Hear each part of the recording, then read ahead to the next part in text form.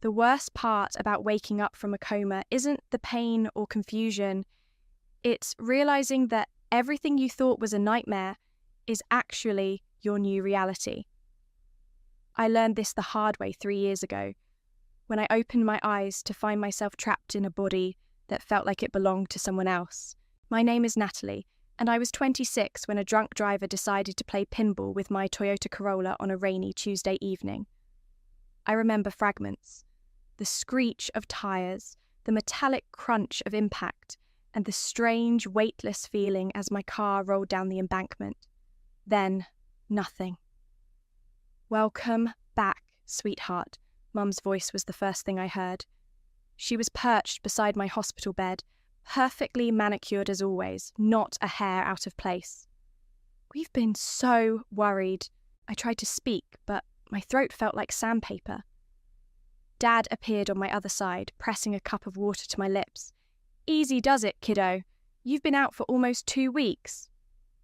The next few days were a blur of doctors, tests, and devastating news. Multiple spinal fractures, severe nerve damage.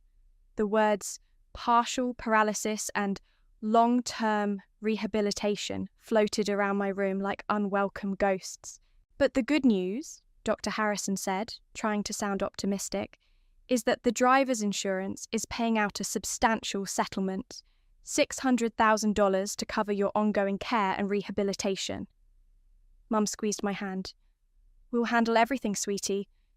You just focus on getting better."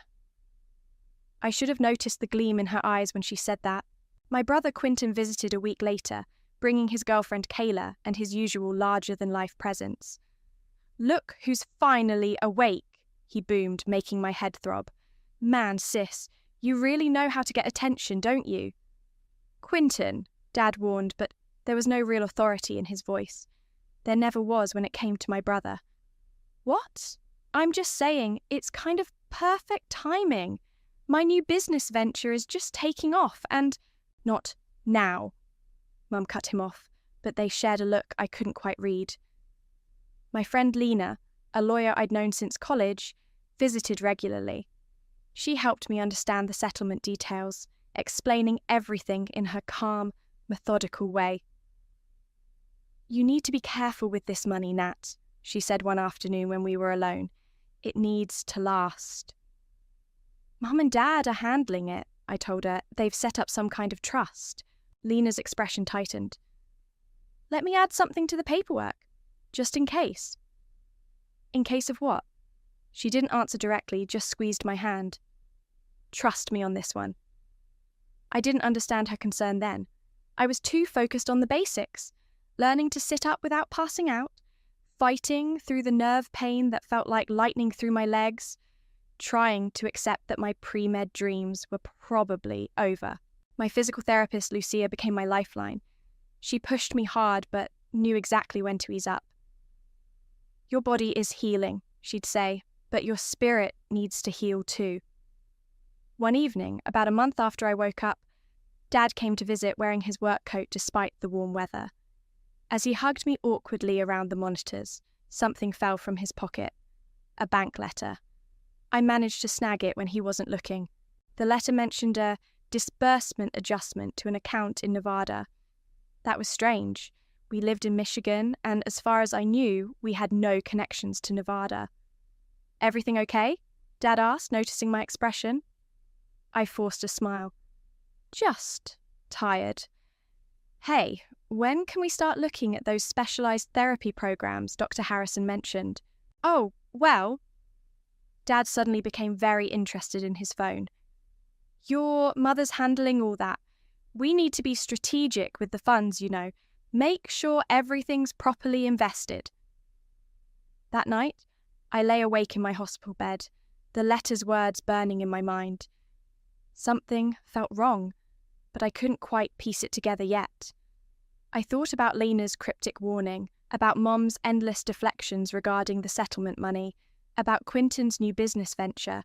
My phone buzzed with a text from my brother. "Great news. Just signed the lease on my new office space. Mom says you'll be so proud when you see what we've done with the investment." Investment? The word hit me like a second car crash. I stared at the ceiling, my hands clenching the scratchy hospital blanket. They wouldn't, I thought. They couldn't. But deep down, I already knew they had. Coming home felt like entering a funhouse mirror version of my old life. Everything looked almost right, but not quite. Mum had installed a basic metal ramp over the front steps, the cheapest model available according to the sticker still stuck to its underside. My bedroom had been moved to the first floor, into what used to be Dad's office. "We did our best with the modifications," Mum said, wheeling me inside. "The contractor wanted a fortune for those fancy grab bars and wider doorways, but we found some reasonable alternatives." Reasonable alternatives meant I could barely fit my wheelchair through the bathroom door, and reaching the sink was like solving a puzzle every morning. "When can we start the full renovation?" I asked during dinner that first night. Dr. Harrison said proper accessibility is crucial for— "Oh, honey," Mum interrupted, exchanging glances with Dad. "We need to be practical about expenses. There's not enough left for all that premium stuff." Not enough left? The words hit me like ice water. "But the settlement is being carefully managed," Dad said quickly, "for everyone's benefit." The next week, Quinton hosted a grand opening party for his new business venture, some kind of tech startup involving cryptocurrency and social media influencers. I couldn't follow his explanation, but I could certainly follow the money trail. The party was held at his new downtown office space, all gleaming glass and modern furniture. A champagne tower sparkled in the corner, and waiters circulated with expensive hors d'oeuvres. "Pretty impressive, right?" Kayla sidled up to my wheelchair, champagne flute in hand. "Quinton says the family support made all this possible. Isn't it amazing how everyone's coming together?" I forced a smile that felt like broken glass. "Yeah, amazing!" During my next physical therapy session, I couldn't focus. Lucia noticed immediately. "Your mind's somewhere else today," she said, helping me with my exercises. "Want to talk about it?" The whole story spilled out. The settlement, the mysterious bank transfers, Quinton's sudden prosperity. Lucia's hand stilled on my leg. "Natalie, you know you still have rights, right? That money was meant for your care." "I know," I whispered, "but what can I do? They're my family." "Family doesn't mean they own you." She hesitated. "And maybe you have more power than you think." That night, I called Lena for the first time since leaving the hospital. "I was wondering when you'd contact me," she said. "How much have they taken?" "I don't know exactly, but Quinton's new office alone must have cost— Send me everything you can find. Bank statements, transfer records, anything. And Natalie, remember that clause we added? It's still there, waiting." Before I could ask what she meant, Mum burst into my room without knocking. "Quinton's got a surprise for everyone," she announced. "Come to the driveway." There, gleaming under the streetlights, sat a brand new Porsche. Quinton was leaning against it, grinning like a game show host. "Pretty sweet, right?" he called out. "The business is really taking off. This is just the beginning." I watched as Mum and Dad fawned over the car, their faces glowing with pride. Kayla snapped photos for social media. No one seemed to notice, or care, that I had to park my wheelchair at an awkward angle just to see past them. Later, as everyone headed inside for celebratory drinks, I heard Dad and Quinton talking near the garage. "The insurance payment cleared?" Quinton asked. "Yeah, but we need to be more careful," Dad replied. "Let's just hope she never finds out." "Relax, she's not exactly in a position to do anything about it." I sat there in the darkness, my hands gripping my wheelchair's arms until my knuckles turned white. They thought I was helpless, weak, just a burden to be managed. That night, I sent Lena a text. "Tell me about this clause." Her response came immediately. "Come to my office tomorrow. It's time you learned about your insurance policy's fine print." I lay in bed, staring at the ceiling I could barely see through the darkness. The same ceiling my parents couldn't afford to install proper grab bars under, somehow. The house creaked and settled around me, and somewhere upstairs I could hear Quentin's muffled laughter. My phone buzzed again. Another text from Lena. By the way, keep every receipt, every bank statement, every email you can find. Document everything. Trust me. For the first time since the accident, I felt something other than pain and helplessness, something sharp and cold and clarifying. They thought they could steal my future because I couldn't walk. Fine. Let them think that. Let them think I was just their token disabled daughter, grateful for their scraps of attention and care. They had no idea what was coming. I decided to give them one chance to come clean. Maybe there was an explanation. Maybe I was wrong. I wheeled myself into the living room where Mom was arranging flowers, always keeping up appearances, and Dad was pretending to read the newspaper. We need to talk about the settlement money, I said quietly. The newspaper crinkled as Dad's hands tightened. Mom didn't turn around. What about it, sweetie? Her voice was honey-sweet, warning bells wrapped in sugar. Where is it? Mum finally turned, her smile perfect and practiced. It's being invested, dear, for the future of the family. My future, I corrected. It was meant for my care. And you're being cared for, aren't you? She gestured around the room. You have a roof over your head, food on the table, and a bathroom I can barely use. No proper therapy equipment. No, those things are expensive, Dad cut in. We had to make practical decisions. Like buying Quentin a Porsche? The room went silent. Mum's smile flickered, but held. Your brother's business ventures will benefit everyone, she said. The money will grow, and then we can look at those fancy modifications you want. When? Don't use that tone with your mother, Dad warned. I pulled out my phone where I documented everything. The settlement was deposited 4 months ago. Since then, there have been transfers to Nevada, payments to luxury car dealers, and $100,000 to Q Tech Ventures. Want to explain that? Mum's smile vanished. Have you been snooping through our papers? They're my papers, my money. You ungrateful little... Mum caught herself. After everything we've done for you. Done for me? You stole from me. We did not steal, Dad said firmly. We invested in Quentin, like always. As if summoned, my brother appeared in the doorway, Kayla hovering behind him. What's all the shouting about? He asked, though his smirk suggested he knew exactly what was happening. Your sister is being dramatic about money, Mum said. Again? Quentin rolled his eyes. You should be grateful you at least have a roof over your head. Do you know how expensive it is to take care of you? Not as expensive as your car payments, I shot back. That car is a business investment, he sneered. Something you wouldn't understand sitting around all day.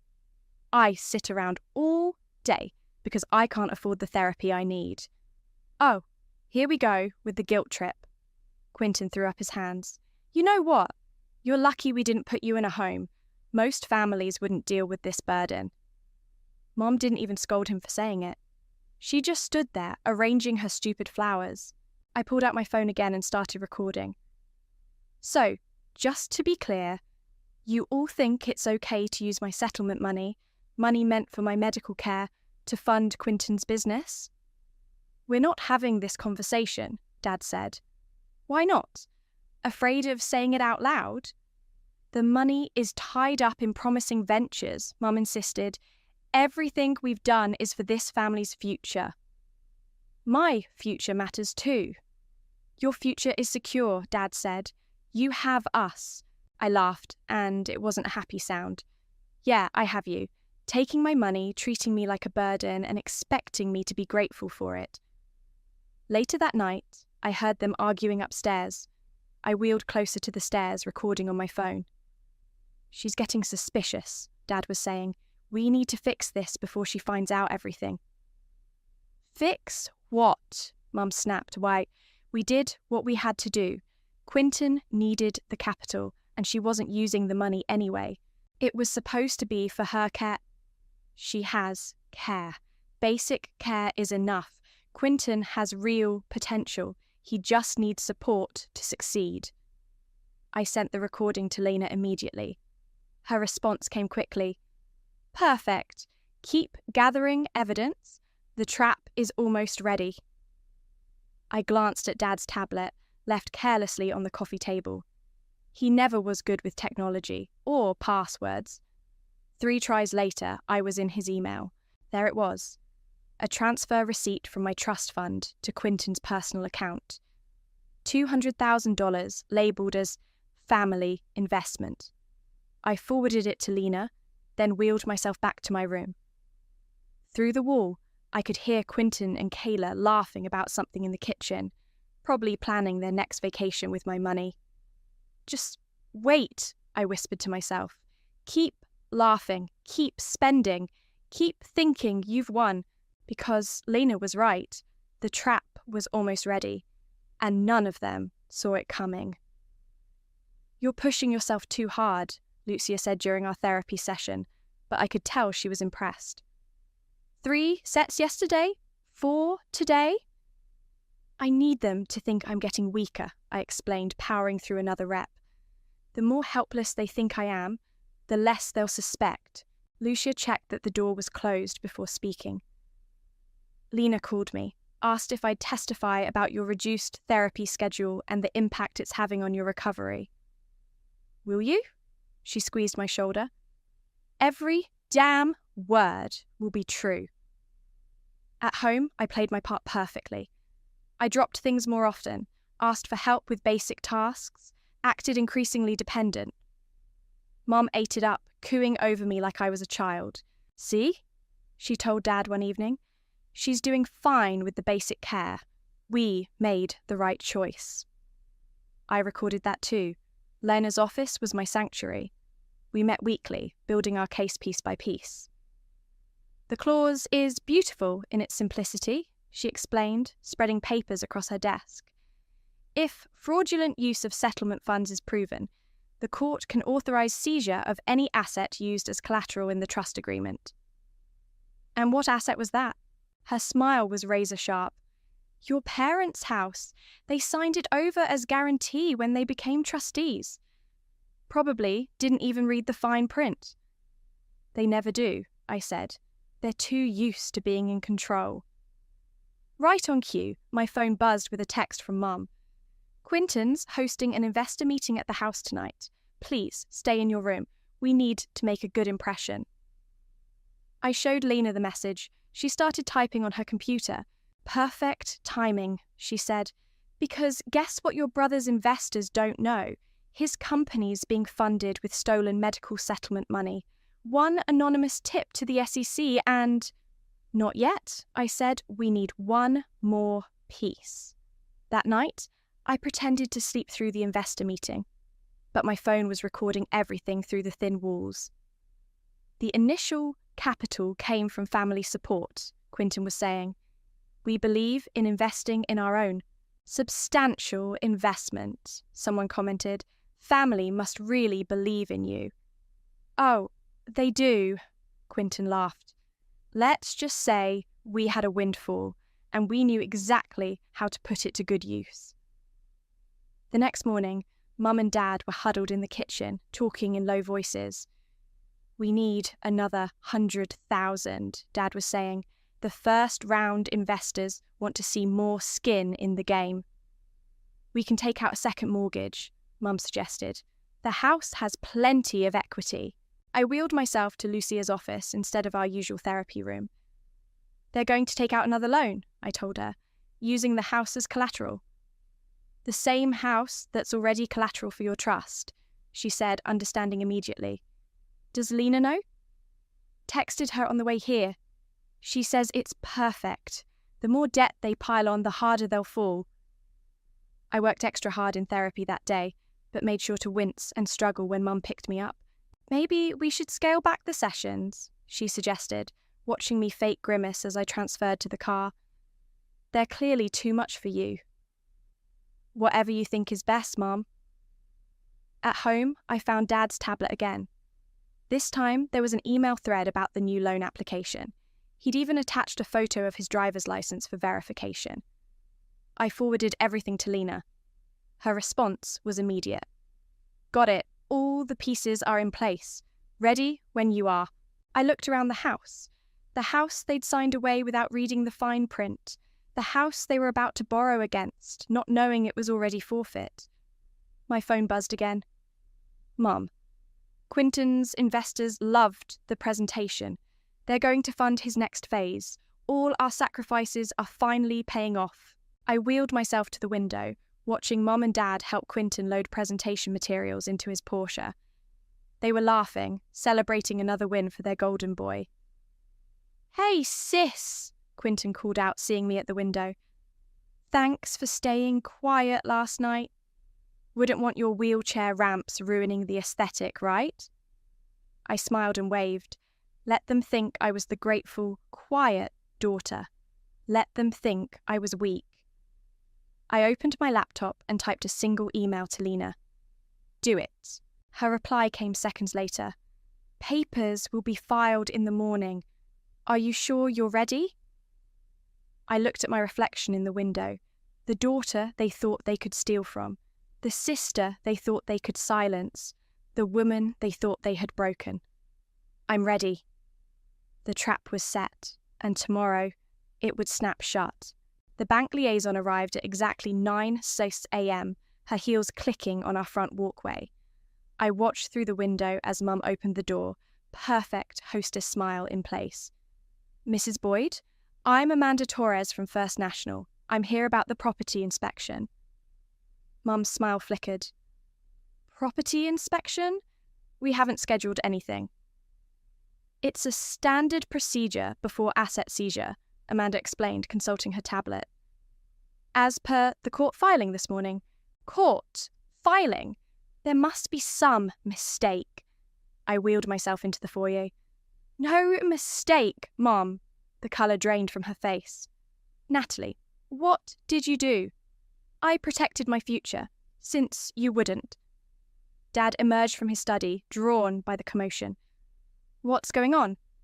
Sir, Amanda said, I need to document the current state of the property.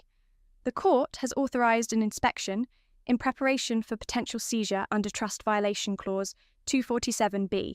Trust violation? Dad's voice went up an octave. What trust violation? The one you triggered when you stole my settlement money, I said quietly. Remember that paperwork you signed without reading? The house was collateral. Mum's perfect mask cracked. You can't do this. We're your parents. Parents don't steal from their disabled daughter. We didn't steal, Mum shrieked. We invested in Quinton's failed businesses, in his Porsche, in everything except my care. Amanda cleared her throat. I need to begin the inspection. Please don't remove any fixtures or make any alterations to the property. As if on cue, Quinton burst through the front door. What's this about a court filing? My investors are freaking out. Your sister, Mum spat, is trying to take our house. Not trying, I corrected. Taking, legally, just like you took my future. Quinton advanced on my wheelchair. You ungrateful little... I wouldn't, a new voice said. My cousin Darnell stood in the doorway, his massive frame blocking the light. Step away from her. This is family business, Quinton snapped. Darnell's smile was cold. Exactly why I'm here. Family. Mum turned to me, switching tactics. Her voice went soft, pleading. Sweetheart, be reasonable. Think about what this will do to our reputation, to the family name. Should have thought about that before you emptied my trust fund. We can fix this, Dad said desperately. We'll take out a loan, replace the money. With what collateral? I asked. The house you already signed away? Or maybe Quinton's Porsche? Amanda continued her inspection, taking photos and measurements, seemingly oblivious to the family drama unfolding around her. This will kill your mother. Dad tried again. Like making me skip therapy sessions didn't kill me. Like watching Quinton blow my care money on crypto didn't kill me. You're being dramatic, Quinton scoffed. I pulled out my phone. Really? Let's hear what you all have to say about it. I pressed play. Mum's voice filled the room. She wasn't using the money anyway. Then Dad's, we need to fix this before she finds out everything. And finally, Quinton's drunken boast to his investors. Let's just say we had a windfall, and we knew exactly how to put it to good use. The room fell silent except for Amanda's clicking camera and tapping keyboard. You recorded us, Mum whispered. I learned from the best, Mum. Always keep evidence, right? Isn't that what you taught me? The inspection is complete, Amanda announced. You'll receive formal documentation within 3 business days. Please remember, no alterations to the property. As she left, Darnell moved to stand behind my wheelchair. A silent guardian. You have 30 days, I said quietly. The court will give you 30 days to vacate. You can't be serious, Quinton laughed, but there was fear in his eyes. Where are we supposed to go? Maybe sell the Porsche? I hear those crypto investments aren't doing so well anyway. Mum collapsed onto the stairs, her perfect posture finally breaking. Please, Natalie, be reasonable. We can talk about this. Like you talked to me about spending my settlement. Like you talked to me about cutting my therapy. Like you talked to me about anything. Dad just stood there looking old and deflated. We thought we were doing the right thing. No, I said, wheeling myself towards my room. You thought I was too weak to fight back. That's a very different thing. This isn't over, Quinton called after me. I stopped and turned. Actually, it is. Check your investor emails. Turns out the SEC is very interested in medical settlement money being used for unauthorized business ventures. As I closed my door, I heard Mum start to cry. Not her usual manipulative tears, but real, broken sobs. I didn't feel guilty. I felt free. The court order arrived on a Tuesday morning. Mum refused to open it, so Dad did, his hand shaking as he broke the seal. 30 days, he confirmed, voice hollow. They're giving us 30 days to vacate. Quinton stormed in, waving his phone. My accounts are frozen. All of them. What did you do? Me? I raised an eyebrow. I didn't do anything. But it turns out using fraudulently obtained medical settlement money for business ventures is illegal. Who knew? You've ruined everything, he shouted. My investors are pulling out. Kayla's talking about taking a break. The SEC is what? I interrupted. Investigating where your startup capital came from? Funny how that works. Mom appeared in the doorway, looking like she'd aged 10 years overnight. I just got off the phone with the country club. They've suspended our membership pending the legal situation. Not the country club, I gasped mockingly. However will we survive? You're killing your mother's spirit, she whispered. No, Mum, you killed mine first, multiple times. Every time you chose Quinton over my health. A loud banging from upstairs made us all jump. Darnell, who'd appointed himself my unofficial bodyguard, appeared at the top of the stairs. Your brother's girlfriend is clearing out her stuff, he reported, and taking some family jewellery with her. What? Mum ran upstairs, her social disgrace temporarily forgotten. Quinton's face went pale. She wouldn't...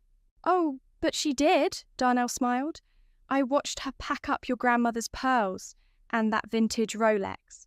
Said something about compensation for wasted time. Those weren't hers to take. Mum's voice shrieked from above. Like my settlement, it wasn't yours to take, I called back. Dad sank into a chair, looking defeated. Natalie, please, we can work something out. The house has been in the family for generations. Should have thought about that before you signed it away. Did you even read the trust agreement? His silence was answer enough. Quentin paced the room like a caged animal. This is just spite, pure spite. No, I corrected him. This is consequences. Remember when you said I should be grateful you didn't put me in a home, that I was lucky to have a roof over my head? Well, now it's my roof. The doorbell rang. Darnell answered it to find Lena standing there with a contractor. Hope you don't mind, she said brightly, walking in. We're just here to measure for the renovations. Full accessibility upgrade, proper wheelchair ramps, modified bathroom fixtures. You can't do this, Mum said, coming back downstairs. We haven't even moved out yet. Just planning ahead, Lena replied. 30 days goes by quickly. The contractor moved through the house, taking measurements and making notes. He passed Quentin's room just as Kayla emerged, dragging a heavy suitcase. Keep the Rolex, she spat at him. Sell it! You'll need the money more than me. Mum followed her, pleading. Kayla, dear, those are family heirlooms. Family? Kayla laughed bitterly. You mean the family that stole from their own daughter? The family that's about to be homeless? No thanks. I'm out. She stormed past us all, the front door slamming behind her. Dad finally spoke up, his voice broken. I'm sorry, Natalie. I should have stopped this. Should have protected you. But you didn't, I said quietly. You never did. What do you want? Mom asked.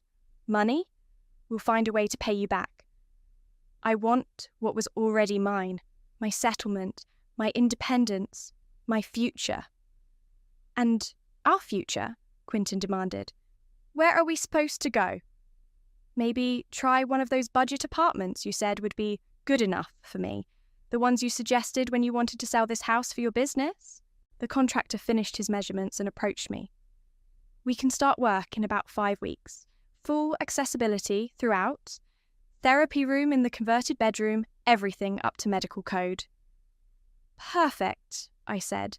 That's exactly what the settlement was meant for in the first place. Mum started crying again, but I'd grown immune to her tears. They were just water now, not guilt. Lena touched my shoulder. Need anything else today? I looked around at my family. Mum's mascara-streaked face, Dad's defeated slump, Quentin's impotent rage, the people who thought they could steal my future because I couldn't walk. No, I said. I think everything's exactly where it should be. The contractor's pencil scratched against his notepad, measuring out my new future in inches and feet. Every mark was a victory, every number a step toward independence. They had taken everything from me. Now I was taking it back. Moving day arrived with a grey sky and scattered rain. I watched from the front window as Dad loaded boxes into their rented U-Haul. Mum hadn't emerged from the house yet, still making a show of her devastation. Need help with that? Darnell called out to Dad, who was struggling with a heavy box. We don't need your charity, Mum snapped, finally appearing with her designer handbag clutched like a shield. Wasn't offering any, Darnell replied smoothly. Just thought you might want to avoid dropping your precious china. Quentin appeared last, carrying only a small duffel bag. His Porsche was already gone, sold to cover legal fees and investor paybacks. Happy now? He asked, glaring at me. Got your revenge? This isn't revenge, I said. This is justice. Keep telling yourself that. He kicked a box viciously. You've destroyed this family. No, you all did that when you stole from me. Mom approached my wheelchair, making one last attempt. Sweetheart, there's still time to reconsider. Think about what you're doing.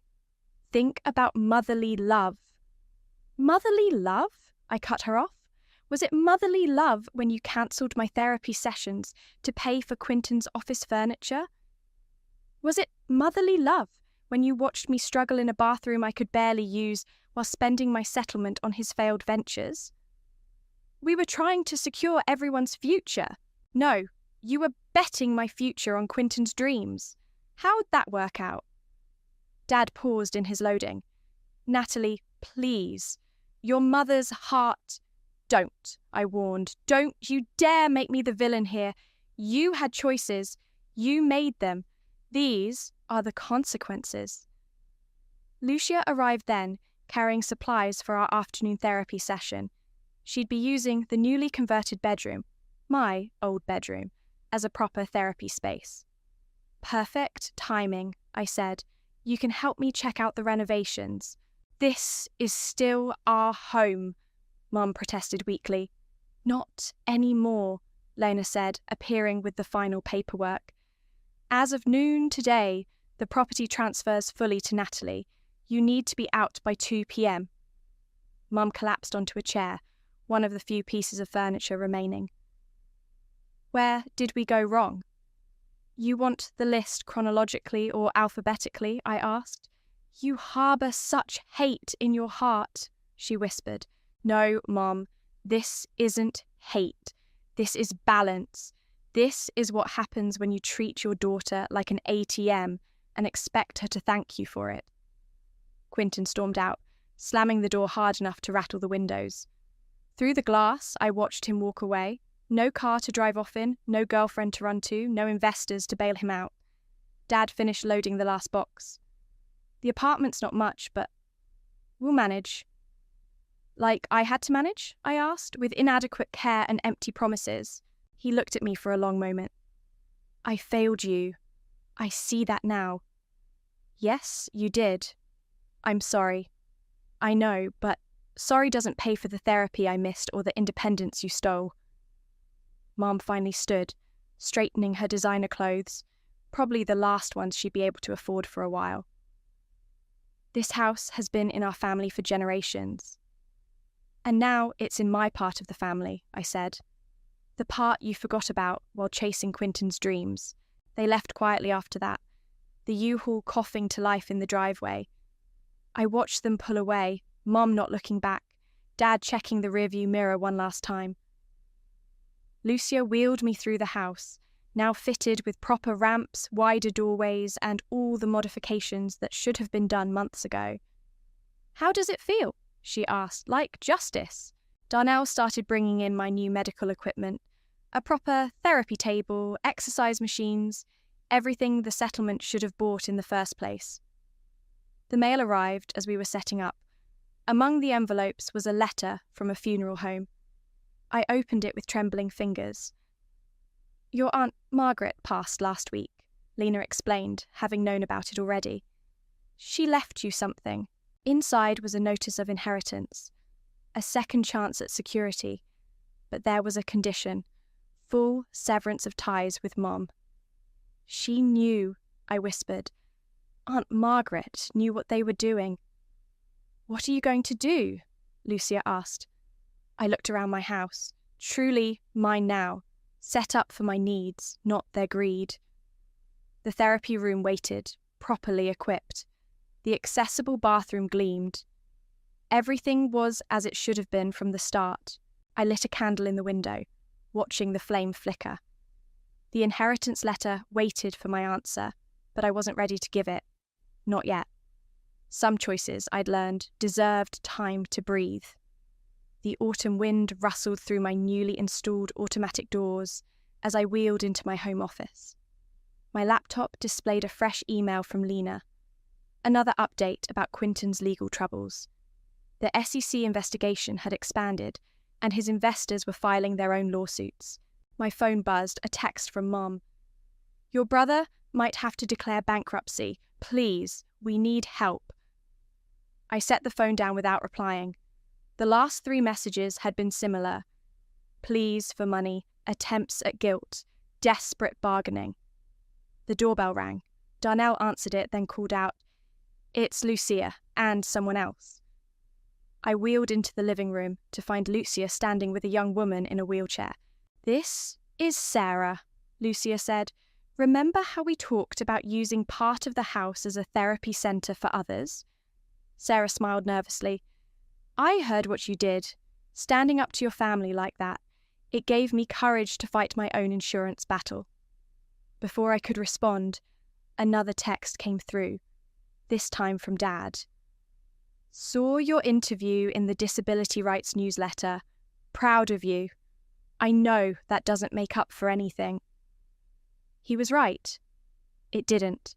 Come on, I told Sarah, leading her to the therapy room. Let me show you what proper accessibility looks like. As Lucia started their session, I wheeled to my office to finish some work.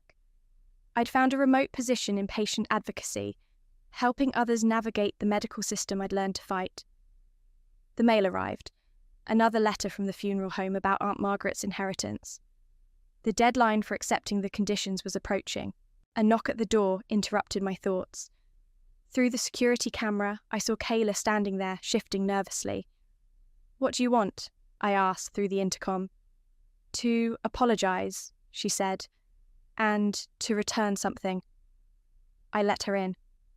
She placed Grandma's pearls on my desk. I was angry, she explained, at Quinton, at your parents, at everyone, but taking these was wrong. Why return them now? Because I saw your interview too, about fighting for what's rightfully yours. Made me realise I was just being spiteful. Unlike them, you chose to make it right. She nodded. Quinton's working at an insurance company now. Entry level. Your mum's selling her designer clothes online. Your dad... She hesitated. He's actually going to therapy. Says he needs to understand why he failed you. I hadn't known that last part. After she left, I called Lena. I've made a decision about Aunt Margaret's inheritance, I told her. And I'm accepting it. But I want to use part of it to start a foundation. For others like me, people fighting for their right to proper care. Your mother won't like being cut off officially. My mother stopped having a say in my life when she chose Quinton's dreams over my needs. That evening, as Sarah finished her therapy session, she paused by my desk. Thank you, she said, not just for sharing your space, but for showing me that fighting back isn't wrong. I thought about Mum's texts, Dad's therapy sessions, Quinton's new humble life, and Kayla's returned pearls. Fighting back isn't wrong, I agreed, but neither is moving forward. I picked up my phone and typed a response to Dad. Proud isn't enough, but change might be a start. Then I wheeled myself to the front window, the same window where I'd once watched helplessly as they spent my future. Now I watched Sarah navigate her wheelchair down my properly graded ramp, heading toward her own future, stronger for having seen mine. Lucia appeared beside me. Ready for your session? Actually, I said, I think I'm ready for everything. I signed the inheritance acceptance papers that evening, adding my foundation plans as a codicil. Aunt Margaret would have appreciated that, using money to help others fight back, to claim their rights, to demand better. The house creaked softly around me, but it wasn't the sound of secrets anymore. It was the sound of justice, of consequences, of strength. My phone lit up one last time, a text from an unknown number. Saw your interview. I'm fighting my parents too. They think my disability means they can control my settlement. Can you help? I smiled and typed back, yes, and I know exactly where to start. Because that's what justice looks like. Not just winning your own fight, but helping others win theirs. I never wanted revenge. I wanted what they stole from me. Control over my own future. Turns out, getting the house back was just the beginning.